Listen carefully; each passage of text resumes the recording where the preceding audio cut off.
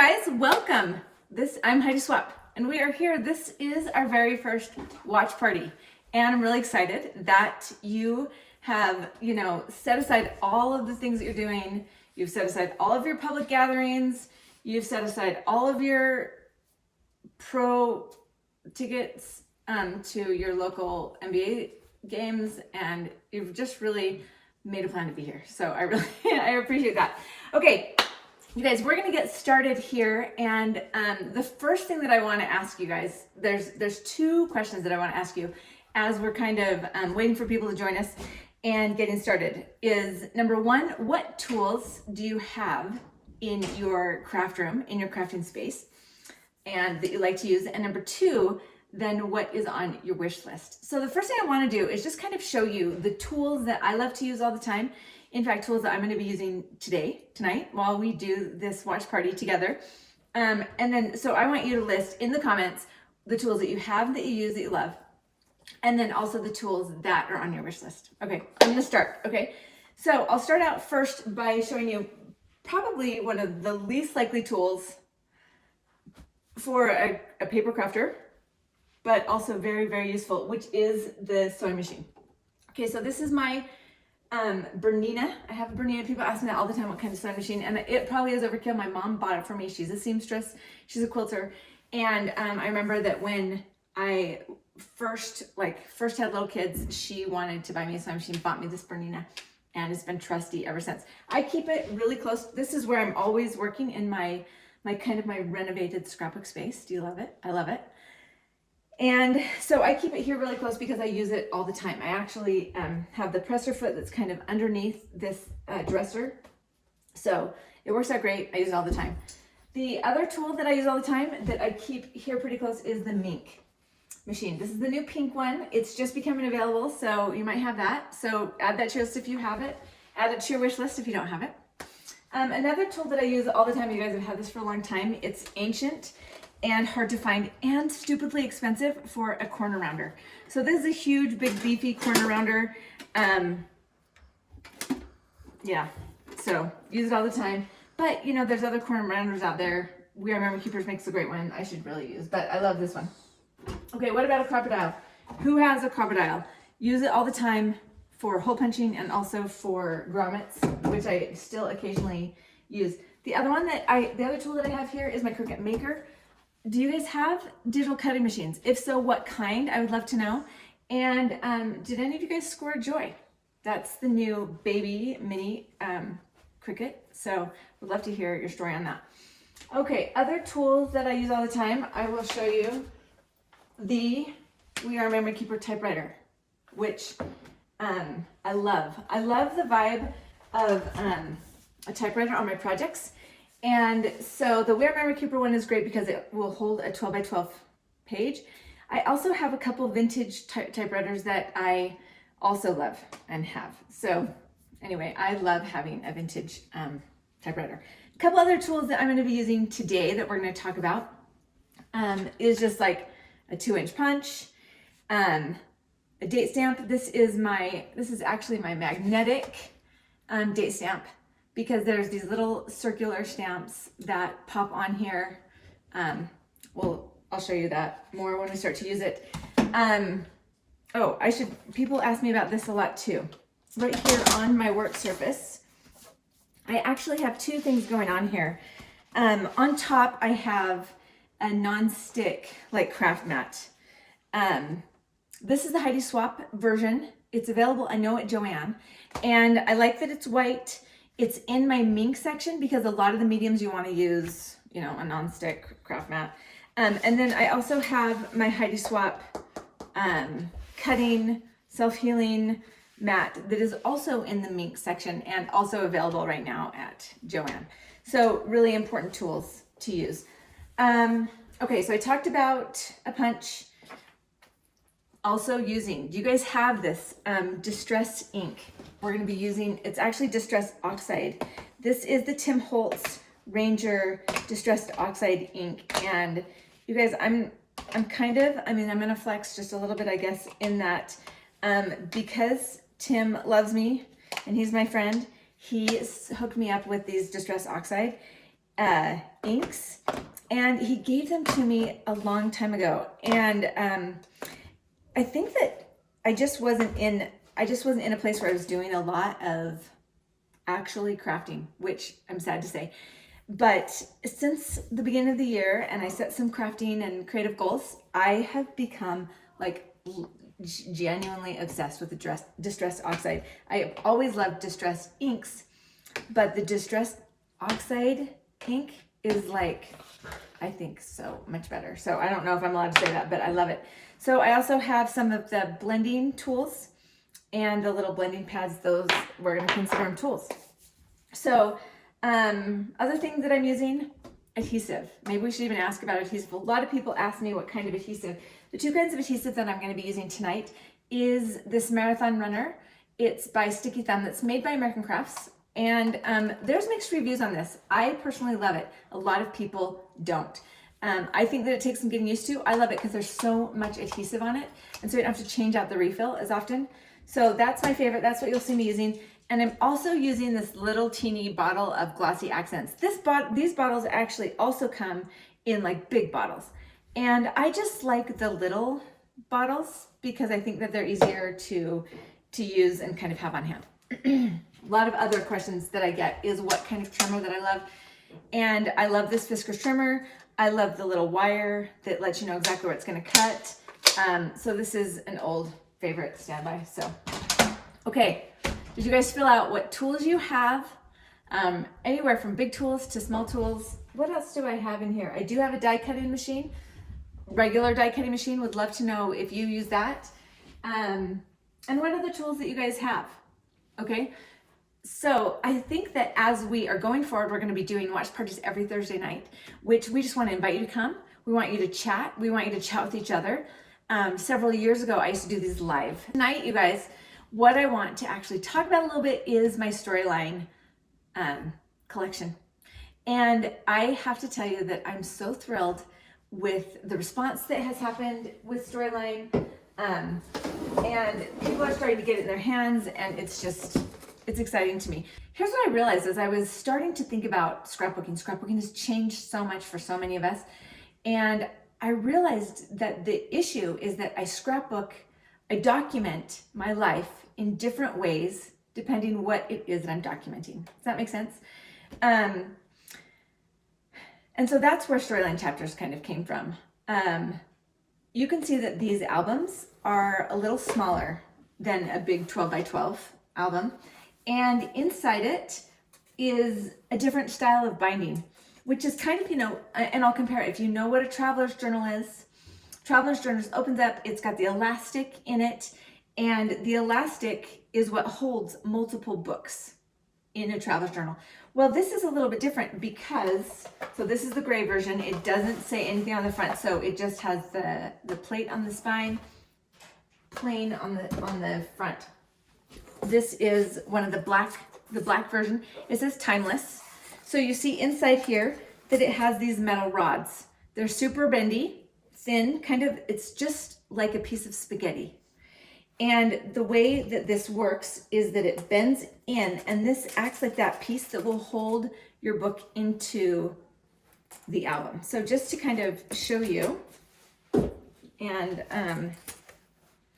if you open up to the middle of your book, any book, it doesn't even have to be a Heidi Swap book. It could be a card. It could be a mini book that you make. All you do is pop that rod out.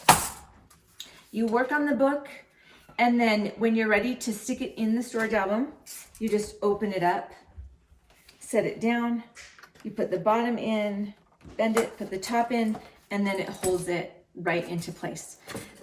When you buy this, it comes with a total of 9 rods, I think, if I remember correctly. You will have a hard time getting all 9 rods, like 9 books to fill this. Depending on how much you have in these books will probably depend on how many you can fit. So these are some of the chapters insert books that are available. These are just blanks, just to kind of show you how it goes. Tonight we're actually going to be doing a scrapbooker version, okay?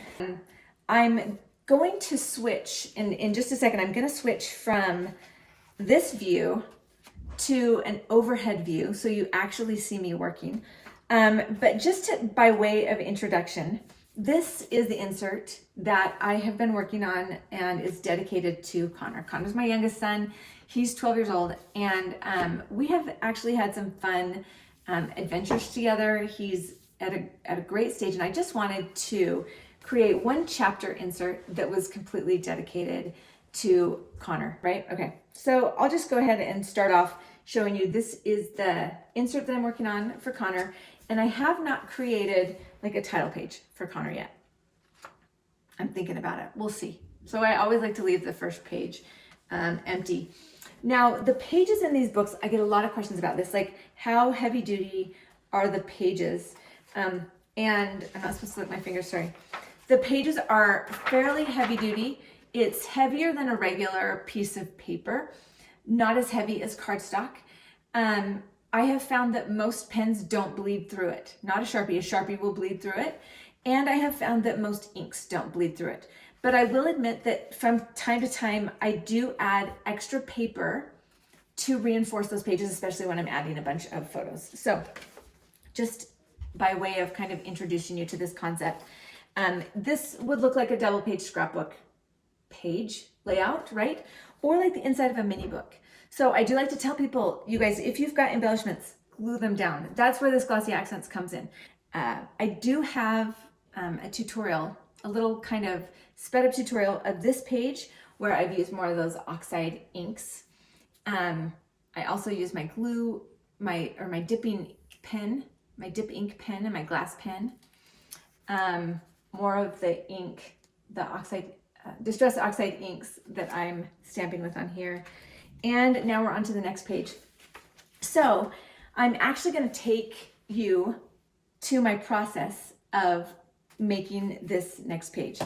Before I do that, I just want to tell you guys, I get a ton of questions about printing photos. And I know that we all have a million photos on our phone, and there's a million ways to print them. I'm going to tell you my favorite, and this is not an ad, but my favorite place to print is Persnickety Prints. It's an online printing company, and they have so many different formats of how you can get your photos printed. Different sizes, different types of paper that's printed on. These prints are 3.5 by 5 inch prints with white borders. And I love this size so much for this particular size of a project. It's sizing down, but it makes the photo look really finished if that's all I do to it. I set my photo in, I'm done. It looks very finished and clean. So that's what I love about it. Okay, so I'm jumping to the next page in this little adventure of this book. I'm going to take you through that, and then I'm going to check back in. So the first thing I'm going to try to do is figure out some type of layout. These are the photos that I have that go with this event, and I got to kind of choose which one works best. I'm thinking that I want some kind of little interactive element. I made this inked background that I wanted to kind of look like the background of the photo using the Distress Oxide inks. And I'm just going to kind of like pop out a couple circles here using this 2-inch punch. And I'm not exactly sure how I want to use them. I decide that I want to create an interactive piece on the left-hand page. So I cut a piece of the ledger paper, and I'm actually going to put this very orange and red looking photo inside the fold out because the color just is super bold. So I'm going to make this interactive piece. So this beautiful sunset photo that I want on top will show, and then this little piece will open. So I'm not exactly sure how I want to attach it, but I think that this really pretty purpley blue piece will kind of cover up. So this is a photo from my Insta stories. So the words are printed on the photo, so I kind of want to cover that up. So I'm thinking that this circle can kind of be like attached on the top, so the photo will just tuck underneath it. And I'm thinking there might be kind of maybe a little date stamping with this magnetic date stamp. So I practiced a couple times and I kind of decided that even though I really like having the date and that little bit, it was just really busy. So I'm going to go ahead and just try to figure out how to attach it onto the page and create that little tucking element. Actually, like adhere something down. I'm going to really kind of make sure that I know how I want this layout to look. So you see here, I'm just kind of like deciding which image I want to be on top, and how the colors are going to look. And I'm just kind of going to decide if I attach that circle to the page, then that's going to be a great little flip. All right, so I've sewn actually 2 circles on the top, but decide that I feel like it's really busy. So I think that even with half of it, I feel like it's too busy. So I go ahead and rip off the top and the bottom, just leaving the date, thinking that that might be a solution. But then honestly, it feels like a Ninja Turtle head. So, I mean, doesn't it look at that, it looks like a Ninja Turtle mask. So yeah, that's a no-go. So I'm ripping the rest of this off, and I'm wishing that I kind of would have just gone with that very first option. So I kind of try to decide maybe I can salvage one of these pieces. So I'm just going to go ahead and sew the top of the piece that I ripped off back on, and I actually really like how that looked. I think it gives cool dimension. I used a green thread, which kind of pulls the green in from the Sancho's Tacos sign, and I like the way it's feeling. All right, so this is just kind of a little hack. This is showing you that I use the 12 by 12 paper, and instead of measuring, I just do these quick little folds. So I know it's kind of cheating. I'm going to go ahead and round the corners too, because the pages of these books are rounded, so it just looks a little bit better. And by using the paper backing, it just kind of gives me a little bit more rigidity. So we'll go ahead and glue down these photos, and just kind of make sure that the alignment between both the left and the right side feels right. So I'm aligning the top photo with the top of that kind of little journaling block that's on the left. And as I lay this photo down, I just have to make sure that I have enough room for my little tab to stick out from the underside of my photo. I like how that little bit of blue kind of ties in the blue on both sides of the page. All right, so I think that I want to make a title using the chipboard thickers from, actually these are from the Art Walk line. So what's really great about these chipboard thickers is that they're white, but they kind of have like a little bit of a distress printing. And then the thing that's great about these Distress Oxide ink is that even though there's kind of a little bit of a finish on these alphabets, the distress still will kind of blend, and then ultimately it will dry. So kind of playing around with these different colors, again trying to mimic the background colors in that beautiful sunset photo. And I'm not really sure, so I'm being a little bit cautious as I do this. So I'm kind of like trying it on one end, knowing that I'm going to be able to blend and move the color because it's kind of a slicky edge or a slicky surface on these letters. So I can kind of manipulate it. So I do end up just going ahead and coloring the entire letters, and I love the way they look. It just takes me a few minutes here to kind of play with the colors, blending them to get the color that I really like. But that's really the bonus of these Distress Oxide inks. They are forgiving, and can really have fun with them. Now, just as a reminder, whenever you're going to put any type of embellishments into these books, because they're not protected with page protector, you really want to make sure that you glue them down. So after I sand them really good, just right here on my craft mat, then I'm going to go ahead and take like a glossy accents is what I really like to use, and glue them right onto my scrapbook page.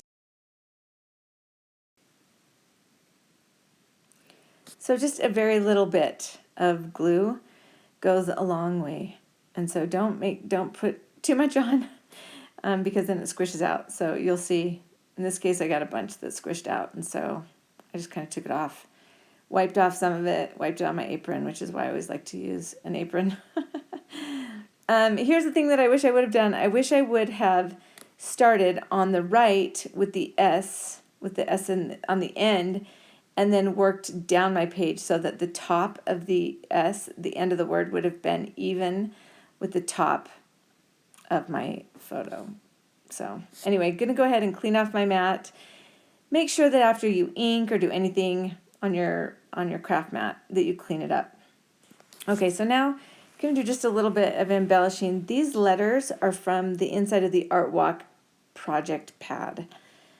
There's green letters and yellow letters inside there. So, you know, I always love to mix the different collections. So adding just a little bit of distress using sandpaper on the inside here too, as well. These are the Art Walk definition stickers and photo corner stickers, which I love. So I love that they're embossed. I love that they're stickers. So here I'm just kind of trying to decide which colors to use. So I choose these kind of distressed yellow and white ones, and then go ahead and add a little bit of ink just to kind of create some variety. I was thinking at first maybe some purple, but I think the orange looks way better. I love how you can really like change the look of the photo corners by sanding them, adding ink or stamping on them. It's just a really simple embellishment that kind of creates more color. Okay, so now I think we can just go ahead and add a little bit of embellishments inside and around the layout. To tie in the green from the photo, from the sign, I add just these little baby green photo corners that are super cute. They have just a little bit of embossing, so when you sand them, they just look. My favorite trick with the definition stickers, and these are from the Art Walk collection, is rather than just sticking them down as a rectangle, which you can totally do, I like to grab a piece of scissors. I like to grab scissors and just kind of trim each one of the lines down a little bit, because I think it just creates a little bit more texture and something a little bit more interesting. In this case, I felt like it was kind of long, so I snipped it in half, and then I realized that I kind of wanted to get them all cut apart before I was ready to lay them down on my page. So I just started with the bottom line, so I knew where I wanted that to end, and then built up from there. So this is where I just like to do a little bit of distressing on all the edges, on the photo corners, just, I don't know, to kind of blend it into the background of the photo pages. I'm adding a little date because I wound up ripping it off. So there's just a little bit of date. You can use this particular date stamp without the big circle piece because it's magnetic. Adding on a little bit more from the definition stickers, and it's ready to journal. I'm using a brush pen. This is a Kelly Creates pen, and I really love it. It's like the smaller of the two brush pens. It's a really soft brush tip, and I don't know, I just really like how it writes. In this case, I'm not writing in pencil first, but I definitely kind of knew what I was going to say and the amount of space that I had to say it in. So for my journaling on the right-hand side of the page, I'm just going to kind of draw these imperfect lines that will kind of create a baseline for me to write on. And I'm just adding a little bit more journaling over here. I'm using a 0.5 tip, so it's a little bit decently bold of a tip. And I decided that it might be fun just to add some color over this handwritten journaling. So I added a little bit of blue and a little bit of purple colored pencil. And I really like how it helps draw the color across the page. And with just one more kind of attempt to draw the purple across to the other side of the page, I recover that little piece that I ripped off the left-sided embellishment and added it. All right, here comes the typewriter. I guess I just couldn't resist adding a little bit of a typewritten tab. This says open, and it will just kind of be a little tab that will indicate to whoever's looking at this that they can actually go ahead and open this little interactive piece. So I'm just going to fold it. I realize that I have to fold it on the end of the open, and then I just kind of cut it to create a little kind of a flag tab. I love creating these kind of hidden journaling or little interactive elements. I think that's what really makes it fun to look through a book like this. So I'm just gluing it right on the edge, and that makes it easy to open. Okay, I totally love how it's turned out. And this, I actually haven't done this. I haven't built pages separately. Most of these other pages I actually glued right into my book.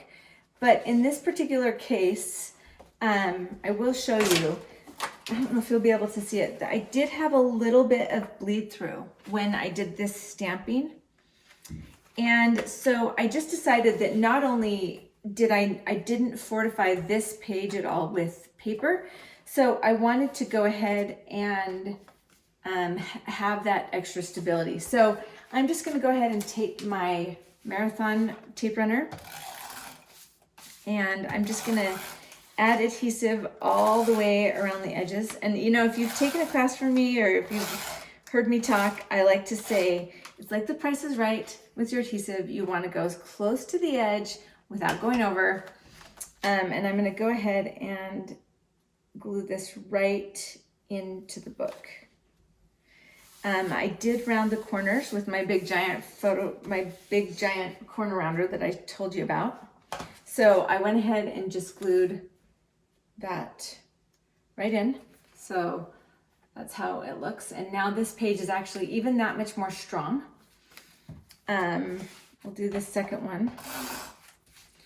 And this paper, I'm sure, just want to tell you one more time, I actually used one of the 12 by 12 double-sided papers from the Chapters collection. And so this is not one of the papers from the project pad. All right. Now we're in like this. Looks great. And my little interactive piece opens just like that, which is one of the bonuses of having your pages outside a page protector, is that you can really kind of interact with the elements here. So I love how that turned out. All right, you guys, that concludes this edition. So this is the book that I'm dedicating to my little Connor. Rod, open it up to the center of your book, put it on the bottom, on the top, and it's good to go. Fantastic. All right, you guys, I hope you love this watch party. Let me know what you think. Let me know what you would love to see me work on. Again, I want to know what you tools you have, what tools you wish for, and you know what I didn't mention in the beginning? I'm gonna get in trouble for this, but we have a giveaway. So make sure that you stick around and find out about the giveaway so that next week we can announce our winner. All right, you guys, everybody stay safe and peace out.